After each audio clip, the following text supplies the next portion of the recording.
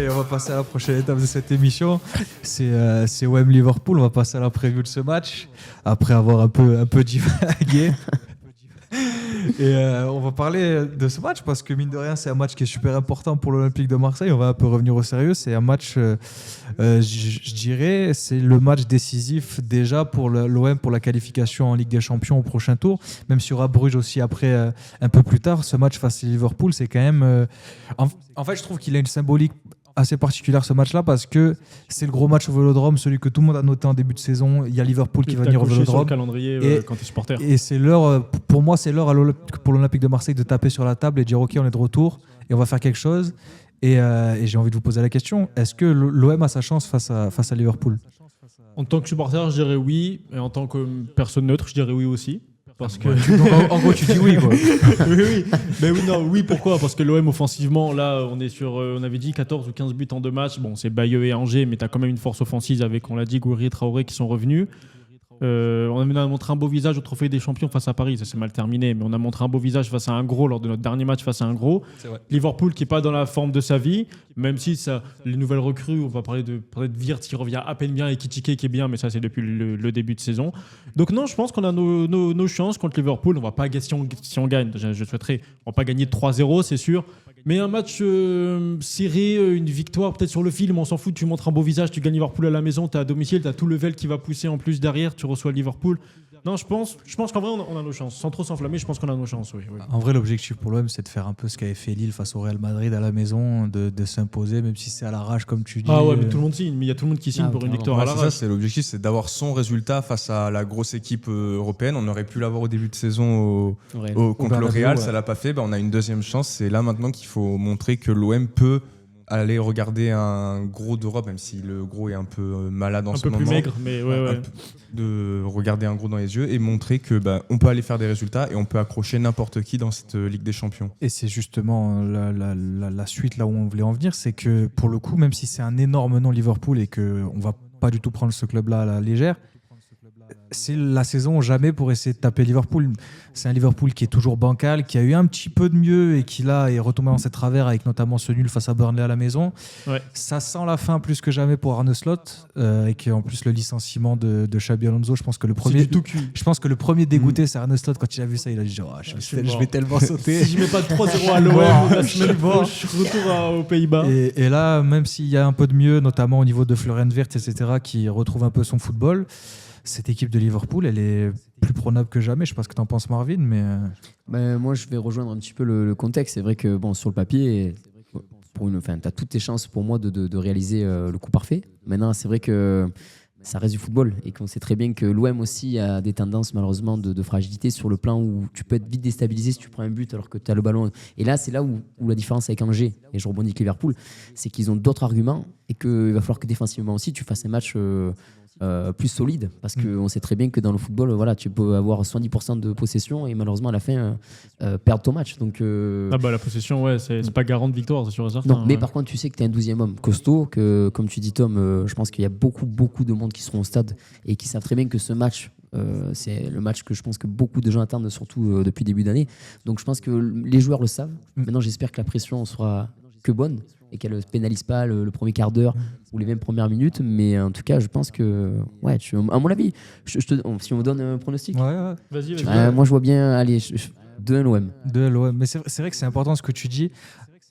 Surtout ne pas passer au travers de son début de match, parce que là face à Liverpool tu vas le payer cash. On sait que c'est un des défauts de l'OM cette saison. Il y a beaucoup de fois où les 15-20 premières minutes c'est dur, et les 15-20 dernières aussi. Oui, d'ailleurs. T'es les 15 premières dernières. Je sais même pas combien de matchs cette saison t'arrives où tu prends et au bout de 20 minutes t'es déjà mené 1-0 en tête. Newcastle t'as réussi à retourner le score. Je suis pas sûr que face à Liverpool tu puisses faire la même chose. Si eux ils arrivent à prendre un peu en confiance, à se mettre dans le rythme, etc., je pense qu'il y a aussi le scénario où Liverpool fait son match de patron et t'existes pas dans le match. C'est aussi quelque chose qui existe. Plein de scénarios possibles. C'est aussi quelque chose qui mais existe. l'ambiance, comme on dit, sincèrement. En plus, tu sais quand t'es en plus un club anglais comme ça fait des ambiances comme on a au Vel, c'est quand même un autre délire, tu vois. Ça peut être impressionnant. Après, tu as le contexte aussi où l'OM en ce moment a une maladie sur les rouges, ou de relancer un match alors qu'il n'y a pas lieu d'être. Tu vois ce que je veux dire? Se mettre dedans tout seul. Sporting Portugal, quand ils vont là-bas et que tu prends le rouge que tu prends, parce que tu te carres aussi déjà un petit peu ce parcours de coupe, tu vois. Parce que réellement, tu aurais pu déjà t'assurer une meilleure position avant d'affronter Liverpool. Que là, tu vas être obligé de jouer comme. Voilà. Bah, tu joues ta peau. Hein. Tu joues ta peau. Donc, et c'est pour ça que l'OM, c'est encore plus dangereux peut-être pour Liverpool. Parce que tu joues ta peau. Ouais. Tu vois pour le coup, eux, Liverpool, sont plutôt larges. Dans le sens où il n'y a pas ce même sentiment d'urgence pour eux, du coup. C'est ça. Et puis en championnat, ils sont, je sais pas combien ils sont classés. Ils sont 4e ou 5e. Liverpool ils sont largués dans la course au titre. Okay. Mais Liverpool doit assurer aussi la qualification dans le top 8. Oui, bien sûr. Ouais, ça, donc ouais, ils vont quand même le prendre sérieusement le match. Il n'y a pas la même énergie, pas la même l'énergie du sûr. désespoir, entre guillemets, où derrière Liverpool a encore un autre match. Je crois que c'est un match plus facile, ils jouent à la maison, ou je ne sais plus exactement contre qui ils jouent. Mais c'est vrai que ce match-là, c'est un tournant, et ça peut être aussi un tournant pour Roberto De Zerbi dans son aventure à l'OM. C'est-à-dire que tu tapes Liverpool au Vélodrome, tu t'offres un crédit qui est quand même... T'offres un beau matelas de repos, quoi. Ouais, mais surtout au niveau des supporters, parce qu'on sait que là, ces derniers temps, il a pu être un peu remis en question sur ses choix, et nous les premiers, hein, on va pas se cacher. Là, tu fais un bon match au Vélodrome, tu t'imposes face à Liverpool, tu te qualifies pour les huitièmes de Ligue les barrages de Ligue des Champions. Tu t'offres quand même une sérénité et un peu plus de temps pour travailler plus tranquillement, je pense. Ouais, non, je suis d'accord avec toi. Oui, il peut pas jouer sa survie, mais non, mais il pourrait s'offrir un luxe, ouais. Voilà, c'est ça, exactement. Et c'est vrai que même, pour dire le contexte, la semaine elle est quand même compliquée pour eux parce que tu prends Liverpool et t'as Lens. On y vient, ça y est. Non, mais c'est la gestion humaine de Zerbi, parce que là, si on se met à la place d'un entraîneur, je vous demande à tous, c'est que dans ton effectif, tu sais les joueurs qui reviennent, les joueurs qui sont un peu dans la forme du moment, mais qui tu mets là pour affronter Liverpool, pour justement, comme tu disais, parce que ce premier quart d'heure, etc., il faut aussi une maturité pour certains joueurs. C'est pas évident dans ce contexte, tu vois. Non, après, c'est partie de son métier, de votre métier, de lui et toi, par exemple. Je pense qu'après, lui, il y a le staff quand même qui, voilà, il est pas tout seul sur cette gestion-là, mais je pense que niveau des émotions, là, il va falloir bien choisir les joueurs que tu mets en place, parce que oui, aujourd'hui, tu as le retour de beaucoup de blessés, mais tu sais que tu as 2 matchs, et notamment 2 gros matchs où ta gestion va être super importante.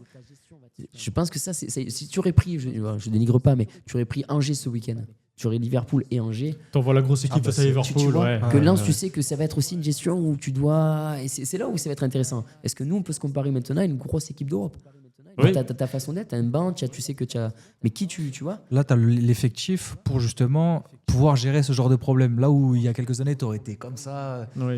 Et là, déjà, tu t'es offert un luxe de pouvoir sortir Greenwood, Peixao, Guiri, Traoré à la 60e et reposer tes cadres.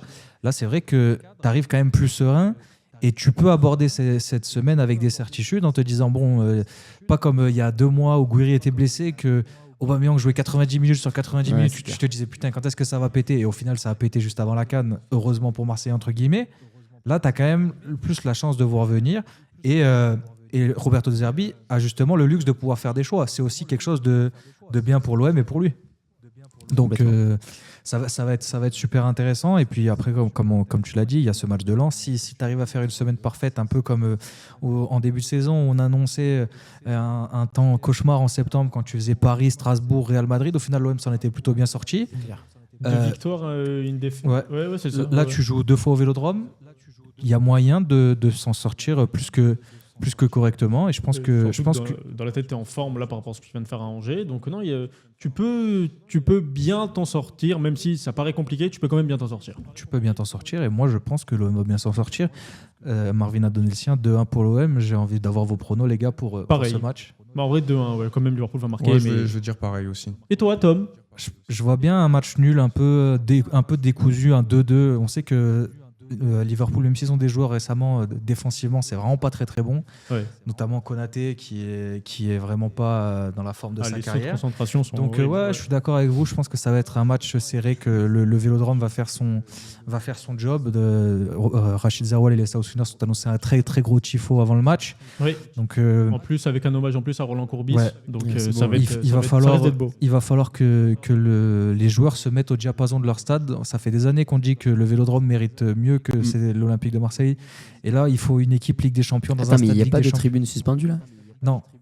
C'est pas pour ce match-là. C'est contre Lens, je crois, non? Je sais pas, mais il y a un truc. Je crois qu'il y a eu un sursis. Il me semblait qu'avec des champions.